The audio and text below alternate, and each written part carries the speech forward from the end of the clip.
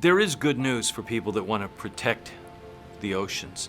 That is marine protected areas, but in particular in the United States, it's National Marine Sanctuaries. Sanctuaries were created specially to preserve, to protect, and to share why they are important with the rest of the country. These areas are all very important because inside them they protect not only coral reefs and fish populations or the migration routes of whales or sharks, they also protect thousands of shipwrecks. These wrecks are protected and they sit in a way as exhibits in an undersea museum.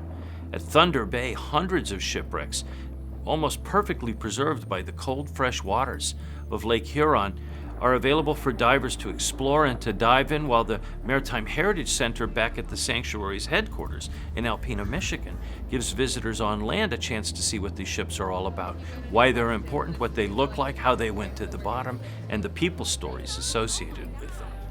On the west coast of California, we're working now to document more of these shipwrecks and discover wrecks that the history books or old newspapers say to us are out there, but we haven't yet seen or put our eyes on.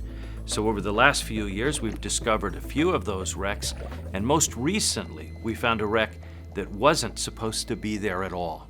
It was a ship that had sailed out and disappeared almost 100 years ago. It still remained undiscovered and one of the top mysteries of the ocean until, thanks to a regular survey of Greater Farallones National Marine Sanctuary, we found a shipwreck, and as we looked at it and examined it, it turned out to be this long missing ship with 56 crew.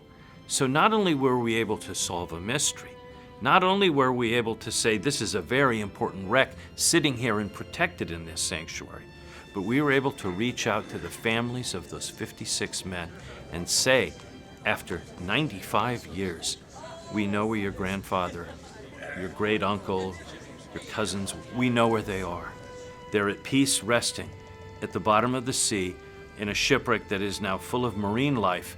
It is their grave, but it is also part of a rich and important marine sanctuary that has been set aside to protect such things. Not only do I think that gave these families some closure, an opportunity to say, at last I know what happened, but also some satisfaction that we're looking out for these guys as we do so many other things in the marine sanctuary system.